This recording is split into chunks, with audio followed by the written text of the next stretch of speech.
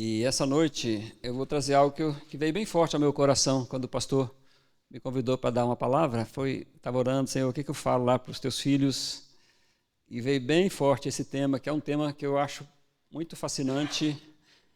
Eu gosto de pensar a respeito, gosto de tentar praticar um pouquinho dele, que é um tema ações de graças ou gratidão. É um assunto que toca muito o meu coração.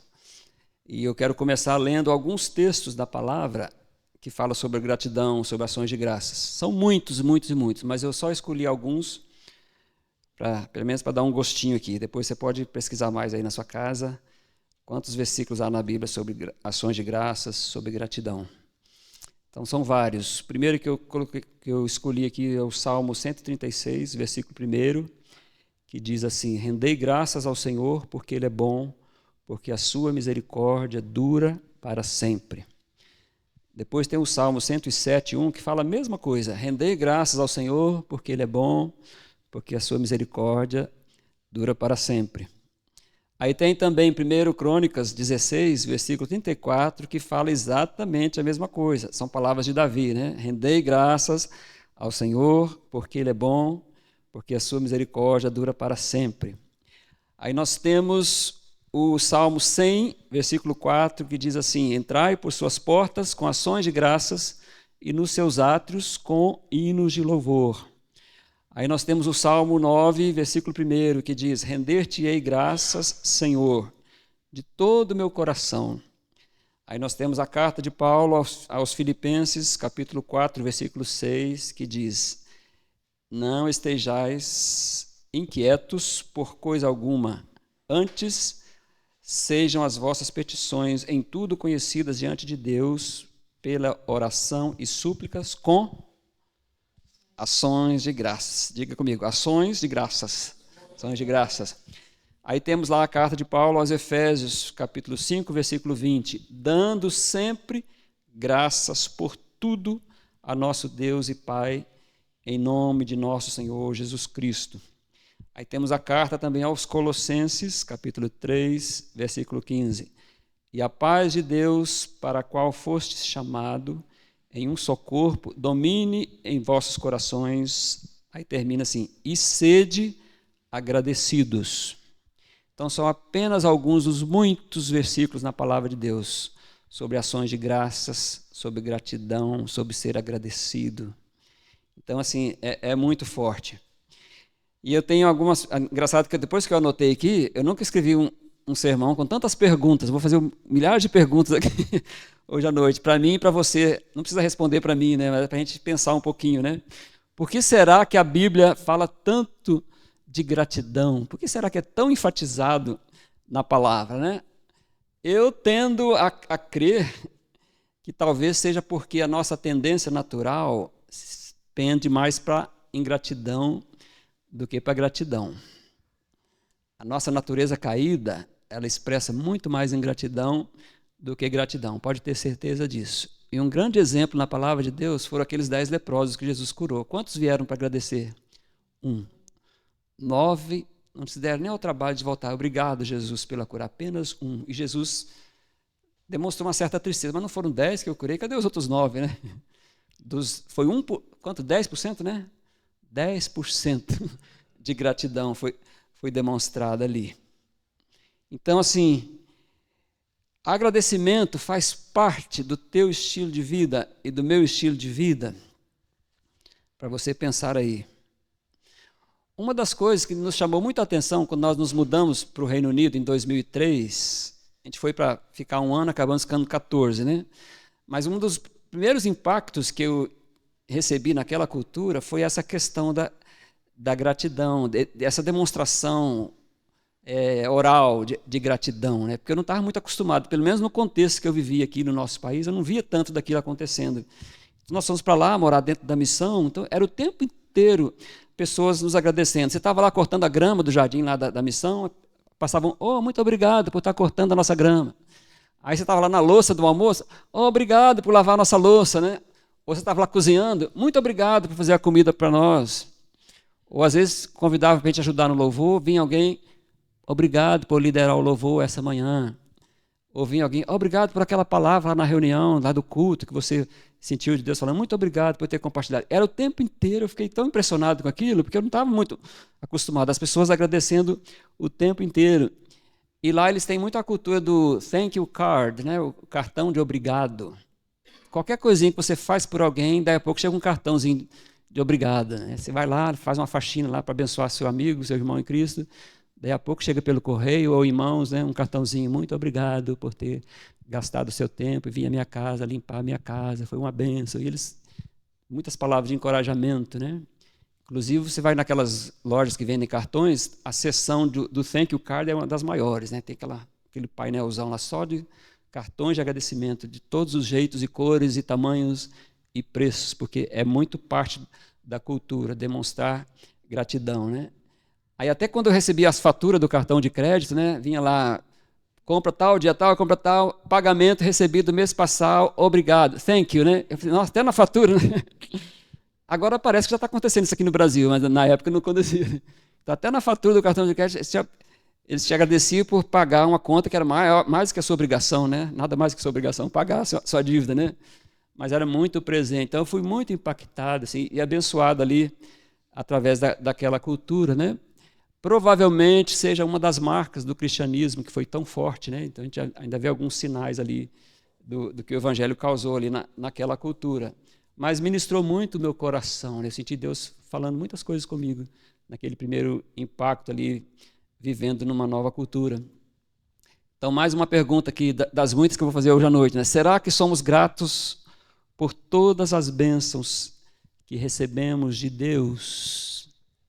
Será que você veio para esse culto aqui hoje à noite cheio de gratidão por todas as bênçãos que Deus derramou sobre você hoje, né? Mais uma pergunta, será que nós somos conscientes de quão numerosas essas bênçãos são? Para aqueles mais antigos aqui, que conhecem os hinos, né? Um dos famosos, né? Conta as bênçãos, conta quantas são. Depois? Da divina mão, uma, dize-as de uma vez, e hás de ver surpreso quanto Deus já fez. Conta as bênçãos. Na verdade, é uma missão impossível, né? Contar as bênçãos.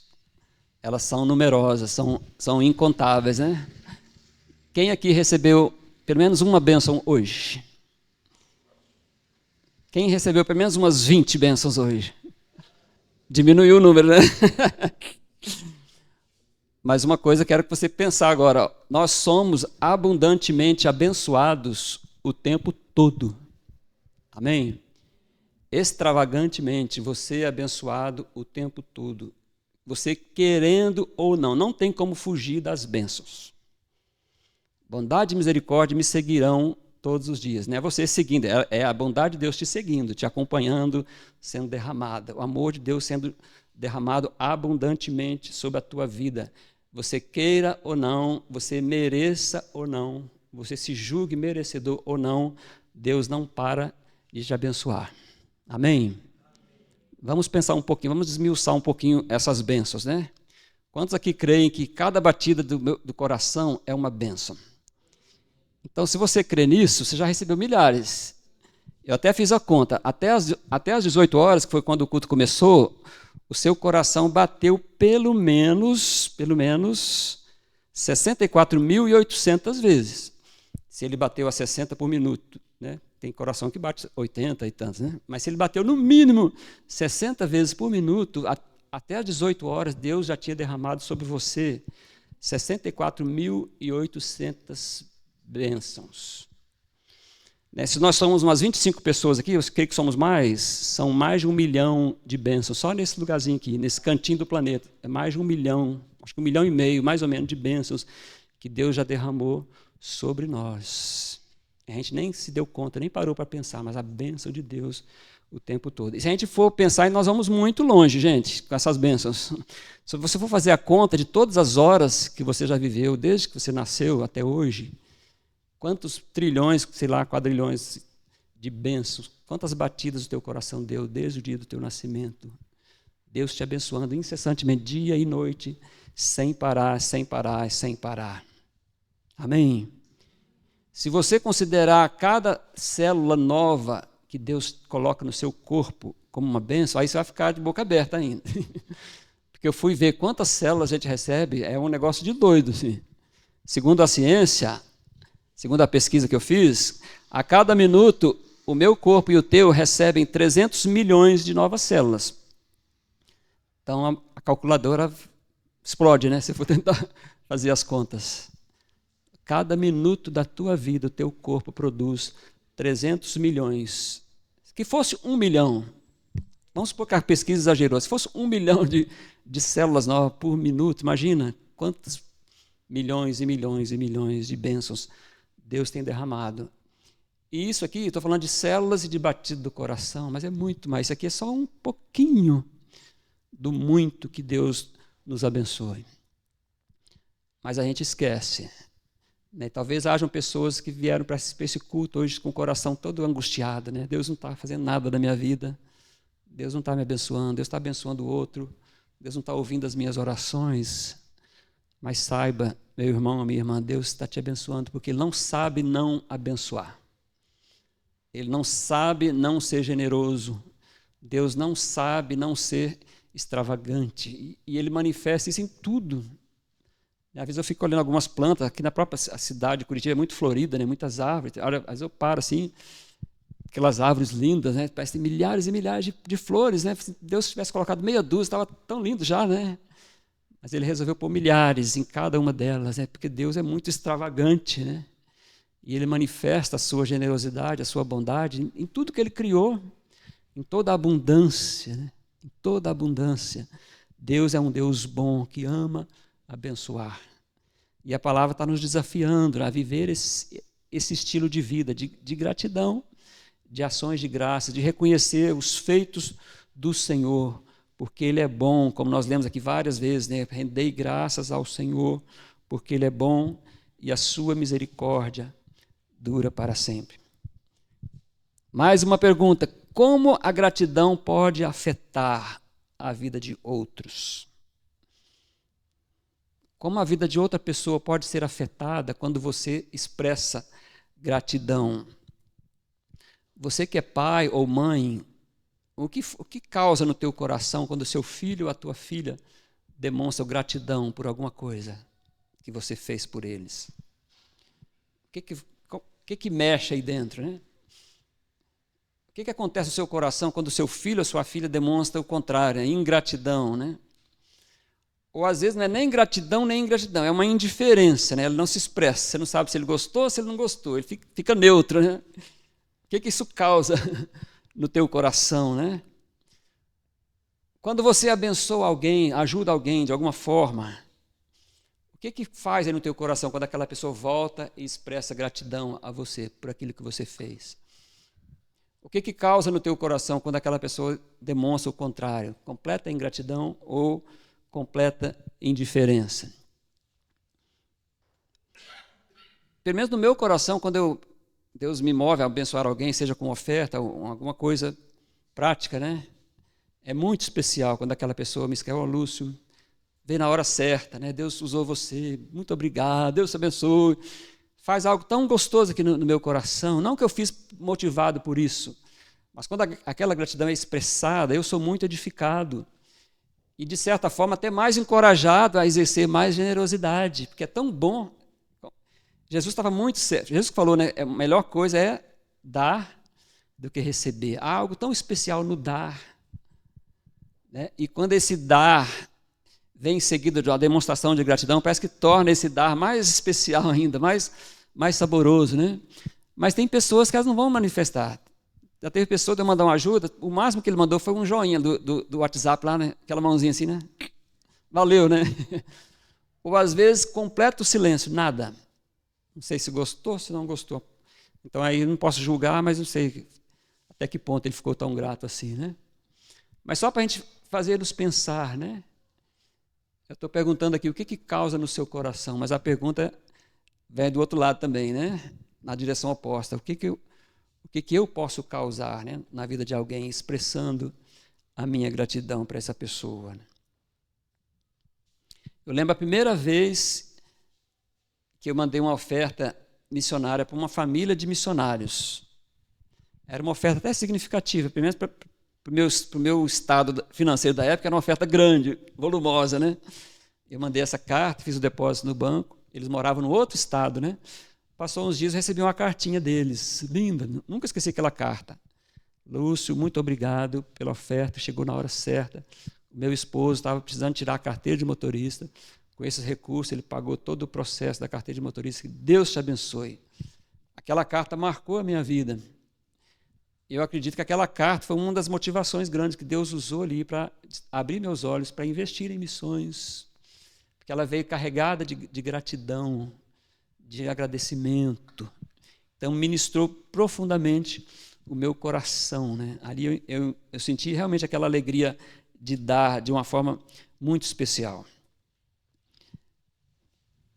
Nós temos um amigo, que no nosso tempo de Inglaterra, ele morou lá com a gente uns 2, 3 anos, e ele voltou para o Brasil com um projeto de ajudar famílias carentes, construindo casas para essas famílias. Então ele veio para cá e construiu várias casas ali em Campo Largo. E ele ia lá, fazia um processo seletivo, escolhia uma família bem carente, às vezes estava morando debaixo de lata, tudo bem precariamente. E essas famílias foram trazidas, né, para aquelas casas lindas. Ele fez elas bem caprichadas, com o melhor material possível, bom acabamento. Algumas pessoas falaram, só levanta as paredes e põe o teto, deixa a pessoa terminar. Ele falou, não, eu quero dar serviço completo, com todo o acabamento. A casa, inclusive, ele deu várias casas mobiliadas para essas famílias. Mas teve algumas famílias, muitas delas expressaram muita gratidão, né? Mas algumas delas, completa ingratidão. Teve gente que foi colocada na casa, no outro dia ele pegou todos os móveis, vendeu, voltou para a favela e fez dinheiro. Então ele ficou muito decepcionado com a falta de gratidão de algumas pessoas. E ele orando, muito frustrado, né? E Deus falou bem claro ao coração dele, olha, quando eu chamei você para construir essas casas, eu já sabia que algumas pessoas não iriam expressar gratidão. Mas eu as amo do mesmo jeito e eu quero que você também as ame. Da mesma forma como você ama aquelas que estão expressando gratidão. E ali ele pôde colocar o coração dele certo diante de Deus. Mas foi duro para ele a lição, porque ele esperava, lá no fundo do coração dele, que todo mundo, 100%, ia ser muito grato, né? Talvez ele esperava uma experiência diferente da de Jesus, né? Que os 10 leprosos iam voltar para dizer obrigado. Mas não foi o caso. Ele teve que aprender uma dura lição, que muitas vezes nós vamos enfrentar, nós vamos receber como resposta ingratidão mesmo, literalmente falando, né? Aí precisamos colocar o nosso coração diante de Deus. Mais uma pergunta, como uma vida de gratidão pode nos afetar pessoalmente? Eu encontrei um artigo, não é cristão, né? Mas o que o mundo aí fora, que nem fala de Deus, fala sobre gratidão, né? Tem um artigo que diz assim, a ciência diz, praticar a gratidão torna as pessoas mais felizes. Eu vou ler só um pedacinho do artigo, que ele é muito grande, mas diz assim, pesquisas mostram que pessoas gratas tendem a ser mais saudáveis e felizes. Elas exibem níveis mais baixos de estresse e de depressão, lidam melhor com as adversidades e dormem melhor. Ou seja, elas tendem a ser mais felizes e satisfeitas com a vida. Até mesmo seus parceiros tendem a ficar mais contentes com seus relacionamentos. Talvez tudo isso aconteça porque quando estamos mais focados nas coisas boas de que desfrutamos, valorizamos mais a vida e cuidamos melhor de nós mesmos e dos outros. Então, até o mundo lá fora da igreja, eles estão reconhecendo o poder que há numa vida de gratidão. Amém? 1 Tessalonicenses 5,18 diz, em tudo dai graças, pois essa é a vontade de Deus em Cristo Jesus para convosco. Em tudo dai graças, pois esta é a vontade de Deus em Cristo Jesus para convosco. Qual é a vontade de Deus que Paulo está falando aqui? Que a gente faça o quê? Que a gente dê graças em tudo. Essa é a vontade de Deus. Faz parte do plano de Deus. Gratidão é a vontade de Deus para mim e para você. Se é a vontade de Deus, é o melhor lugar para a gente estar. Amém? Se gratidão é um lugar que Deus tem para mim e para você, sinal que ele é um lugar muito bom. É um lugar separado por Deus para mim e para você vivermos, para eu e você vivermos. Porque a palavra diz que a vontade de Deus é boa, perfeita e agradável. Amém? Se a vontade dele é boa, perfeita e agradável, e a vontade dele é que eu dê graças em tudo, então a melhor coisa que eu posso fazer na minha vida é dar graças a Deus em tudo, em qualquer situação. Deus tem esse lugar para a gente viver. A gratidão vai nos levar ao lugar de louvor, ao lugar de celebração. Uma pessoa ingrata, ela vai ter muita dificuldade de engajar em louvor, em adoração, porque o coração está amarrado, está preso. O próprio salmo que nós lemos foi o 100, falou: entrai por suas portas com louvor, com ações de graças, e em seus atos com hino de louvor. Então, é entrar pela porta do louvor e da adoração com o quê? Com ações de graças. Então, eu visualizo assim, a gratidão como essa porta sendo aberta, né? Ela vai abrindo a porta para que eu possa entrar nos atos do Senhor com hinos de louvor. Eu não consigo imaginar um verdadeiro adorador com um coração cheio de ingratidão. Você consegue? Então, é a vontade de Deus que nós vivamos um estilo de vida de gratidão. Essa é a vontade de Deus, sem sombra de dúvida. Mas o inimigo também tem uma vontade. E geralmente a vontade dele é o extremo da vontade de Deus. Ela é o oposto, porque o trabalho principal dele é afrontar a pessoa de Deus. É afrontar a imagem de Deus, que somos eu e você. Então, a vontade do inimigo é bem o oposto, é nos manter presos num lugar de murmuração, de reclamação, de insatisfação, de comparação, né? Geralmente, quando nós estamos insatisfeitos, nós estamos comparando com alguma coisa. Comparando algo que eu tenho com o que o outro, algo que eu não tenho com o que o outro tem, algo que eu não sou que o outro é. Uma situação que eu não estou vivendo, mas o outro está. Geralmente isso nos leva muito para esse lugar, né? Quando a gente começa a se comparar, a gente vai para esse lugar de murmuração, de insatisfação. Então, esse é o lugar que o inimigo quer que eu e você vivamos. Exatamente o oposto do que Deus tem para nós. E muitas vezes, irmãos, a nossa guerra vai ser essa. Escolher em qual lugar nós vamos viver. Em qual lugar nós vamos ficar? No lugar que Deus está propondo para nós ou no lugar que o inimigo está propondo para nós? Que é uma armadilha, né? E quando você escolhe o lugar certo, dá resultado. E o resultado muitas vezes é poderoso. Quantas manhãs na minha vida eu me senti tentado a começar o dia focalizando nas dificuldades, nas mazelas, né? E muitas vezes, pela graça de Deus, escolhi sair daquele lugar e ir para o lugar de gratidão. E o resultado foi poderoso. O meu dia não foi o mesmo. Ou pelo menos não foi aquele que eu estava prevendo, aquele dia cheio de derrotas. Foi um dia de vitórias, porque começou naquele lugar de gratidão, de louvor, de agradecimento a Deus. Então, para mim, um dos pontos chaves de uma vida de gratidão é que ela nos ajuda a focalizar em Deus e não nas circunstâncias. A gratidão vai te ajudar a focalizar em Deus e não no que está ruim ao seu redor. É como a oração de Abacuque, né? Ainda que a figueira não floresça, que a vide não dê o seu fruto, que não haja vacas no curral, todavia eu me alegrarei no Senhor. Então o foco dele não estava na oliveira, na vaca, na vide, mas era no Senhor. Ele encontrou o lugar certo, né? Ele encontrou o lugar certo, o lugar de satisfação dele, ele entendeu que era em Deus. Não era nas coisas, porque as coisas são tão instáveis, né? Às vezes está aqui, está lá embaixo, está lá em cima. Não há estabilidade humana, física. A nossa estabilidade está em Deus, Ele é a nossa rocha inabalável. Quando você foca nele, você está no lugar certo. Isso vai te ajudar a permanecer firme nesse lugar de gratidão. Amém? Lá em Atos 16, 25, nós temos lá a história de Paulo e Silas. O pastor falou do Silas hoje à noite, né? Aqui, agora há pouco. Todos nós conhecemos a história, eles foram pregar naquela cidade, Paulo orou, aquela moça foi liberta dos demônios, aí eles foram levados diante das autoridades, foram açoitados, e os açoites foram violentos. A pessoa que levava um açoite daquele ficava com a costa toda dilacerada, em carne viva, coisa horrível. Foram lançados na prisão, num cárcere interior, frio, escuro.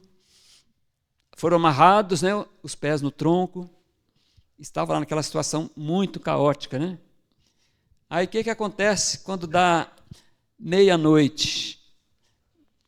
Versículo 25 de Atos 16, fala assim: perto da meia-noite, Paulo e Silas oravam, cantavam hinos a Deus, e outros presos os escutavam.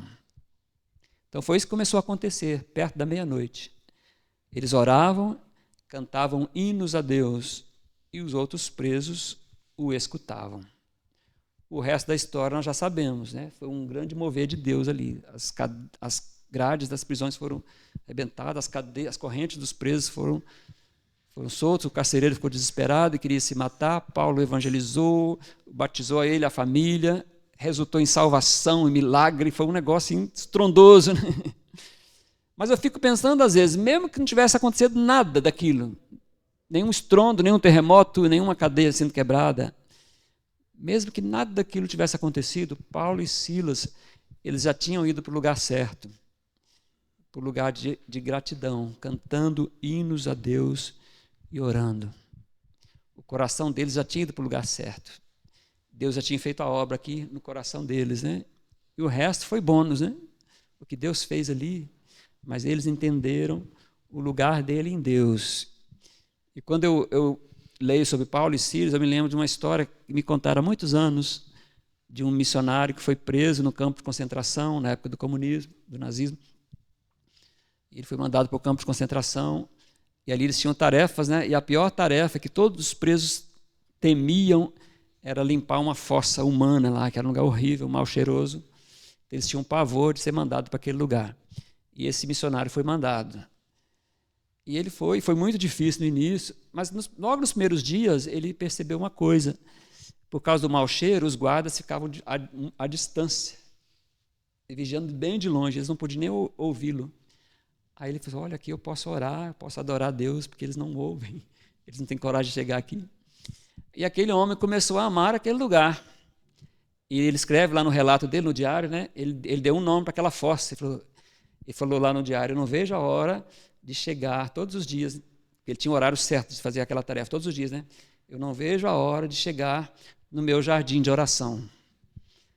Então já não era mais uma fossa humana, era o jardim da oração. E ele tinha vontade que aquelas horas chegassem logo, porque era o lugar que ele buscava a presença de Deus, é o lugar que ele tinha comunhão com Deus, sem a interferência dos guardas.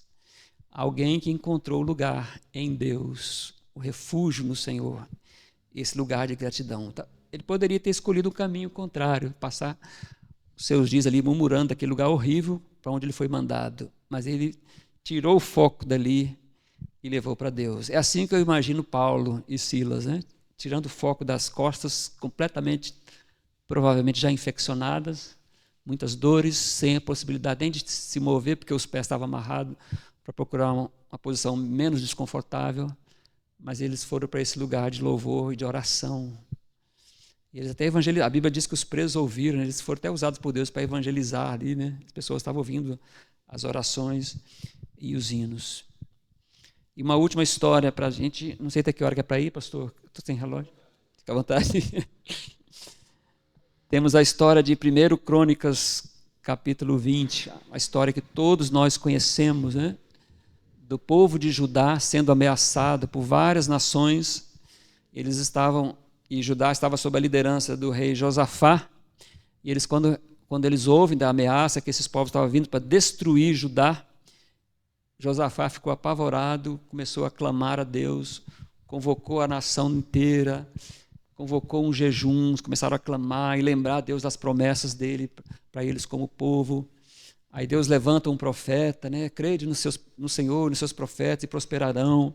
Aí Deus começa a dar direção para eles, né? Vocês não vão levar arma, vocês vão ficar de pé e ver o grande livramento do Senhor. Então Deus começa a trazer promessas e promessas. Aí o povo ouve essas promessas de Deus, coloca o rosto no chão e adora, tão impactados que foram com a palavra de Deus, com certeza com a presença de Deus ali, naquela palavra sendo liberada. E ali eles se preparam, né, para ir para aquela batalha. Aí Deus dá uma outra estratégia para eles, que era o quê? Colocar os levitas, os cantores, na frente, né, para eles irem proclamando louvores. E a instrução que eles tiveram foi: vocês vão para frente cantando, dizendo: rendei graças ao Senhor. Mais uma vez, né? Porque Ele é bom, porque o seu amor dura para sempre. Algumas versões dizem: porque Ele é bom e a sua misericórdia dura para sempre. Então foi uma guerra bem improvável, né? Na frente do povo estavam indo os cantores, né? Provavelmente sem nenhum treinamento militar, né? O ofício deles era adoração, né? Eu acho que eles não tinham nenhum treinamento com armas. Mas atrás deles vinha o exército, mas o exército estava desarmado, porque Deus falou para não levar arma nenhuma. Então eles estavam até ali, né? Mas sem arma nenhuma. Então eu fico imaginando o inimigo olhando e fazendo piada, né? Vendo o povo lá cantando as musiquinhas lá de Deus, e o exército desarmado, em muito menor número, né, do que ele, que eram vários povos contra um povo, né? Então era uma guerra toda doida, né? Toda improvável, mas foi a estratégia que Deus deu para eles. E eu acho incrível essa proclamação que Deus manda eles fazerem, né? Que não tem nada a ver com sai demônio, o inimigo está derrotado. Não fala, eles nem falam o nome do diabo ali. E com certeza havia demônios. A nossa tendência é ler aqui e pensar muito no mundo físico, né? Aquela batalha, ajudar, é o povo tal e tal, eles estão ali nesse embate. Mas no mundo espiritual, havia uma batalha muito mais real do que essa aqui que a gente vê. Eram demônios, eram principados, eram potestades afrontando o Deus de Israel. Havia uma guerra grande travada ali. Aqui parece que Deus não deu a oportunidade deles verem, mas lá com Eliseu ou Elias, com o seu jovem lá, né? Que ele fica apavorado, e ele fala: mais são os que estão conosco que os que estão com ele. Mas cadê? Ele deve ter pensado: esse cara não é ruim de matemática, né? Nós somos esse pingo aqui, mais uma multidão, como é que nós somos mais do que eles, né? Aí ele fala: Senhor, abre os olhos dele. Quando Deus abre, ele exército, né, de anjos ali, batalhando. Então, uma batalha muito maior estava sendo travada no mundo espiritual. E Deus mandou eles guerrear com as armas espirituais aqui, né? Por isso Deus mandou levar arma nenhuma. Era uma batalha espiritual mesmo. Era o reino das trevas contra o reino da luz ali, se confrontando, né? Então, voltando ao que eu estava dizendo, eu acho incrível, né? Acho lindo Deus dar essa proclamação de ações de graças no meio de uma batalha. No meio de uma batalha. O cântico deles era: rendei graças ao Senhor. E é interessante que não é um cântico para Deus, porque rendei graças, não é Deus vai render graças, não. Ele estava como que encorajando uns aos outros. Agora, vamos lá, minha irmã, rendei graças ao Senhor, porque Ele é bom. Meu irmão, rendei graças. Eles falando uns para os outros: vamos lá, vamos ser gratos a Deus, porque Ele é bom, porque o seu amor dura para sempre. Provavelmente eles começaram com medo, né? O joelho tremendo ali, a voz engasgada: não, o inimigo está lá armado até os dentes, nós estamos aqui.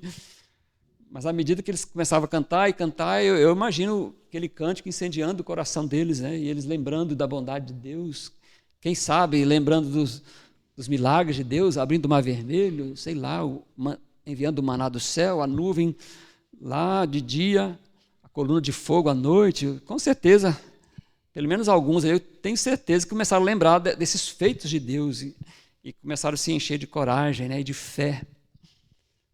A gratidão, ações de graças, ela faz isso conosco. Ela tira os nossos olhos daqui e nos leva para o alto, a olhar para Deus, em quem Deus é. E ele estava aqui cantando puramente o que Deus é. Ele é bom.